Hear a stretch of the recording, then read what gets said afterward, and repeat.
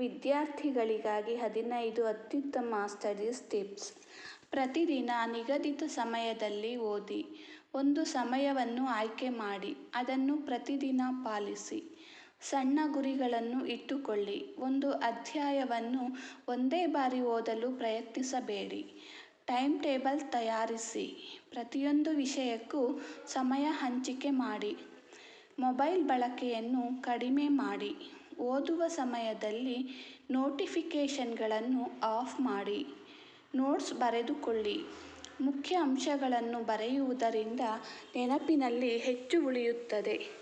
ಕಷ್ಟವಾದ ವಿಷಯವನ್ನು ಮೊದಲು ಓದಿ.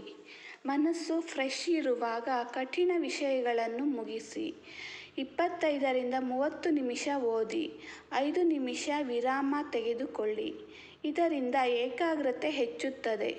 ಹಳೆಯ ಪ್ರಶ್ನೆ ಪತ್ರಿಕೆಗಳನ್ನು ಅಭ್ಯಾಸ ಮಾಡಿ. ಪರೀಕ್ಷೆಯ ಮಾದರಿ ಅರ್ಥವಾಗುತ್ತದೆ. ಓದಿದ ವಿಷಯವನ್ನು ಇತರರಿಗೆ ವಿವರಿಸಿ. ಇದು ನಿಮ್ಮ ಅರ್ಥೈಸುವಿಕೆಯನ್ನು ಪರೀಕ್ಷಿಸುತ್ತದೆ. ಸಾಕಷ್ಟು ನಿದ್ರೆ ಮಾಡಿ. ದಿನಕ್ಕೆ 8 ಗಂಟೆಗಳ ನಿದ್ರೆ ಮೆದುಳಿಗೆ ಅಗತ್ಯ. ಆರೋಗ್ಯಕರ ಆಹಾರ ಸೇವಿಸಿ. ಉತ್ತಮ ಆಹಾರ ಏಕಾಗ್ರತೆಯನ್ನು ಹೆಚ್ಚಿಸುತ್ತದೆ. ಗುರಿಯನ್ನು ಯಾವಾಗಲೂ ನೆನಪಿನಲ್ಲಿ ಇಟ್ಟುಕೊಳ್ಳಿ. ನಿಮ್ಮ ಕನಸಿನ ಬಗ್ಗೆ ಪ್ರತಿದಿನ ಯೋಚಿಸಿ. ರಿವಿಷನ್ಗೆ ಸಮಯ ಮೀಸಲಿಡಿ. ವಾರಕ್ಕೊಮ್ಮೆ ಓದಿದ ವಿಷಯವನ್ನು ಪುನರಾವರ್ತಿಸಿ. ಪಾಸಿಟಿವ್ ಮನೋಭಾವ ಬೆಳೆಸಿಕೊಳ್ಳಿ.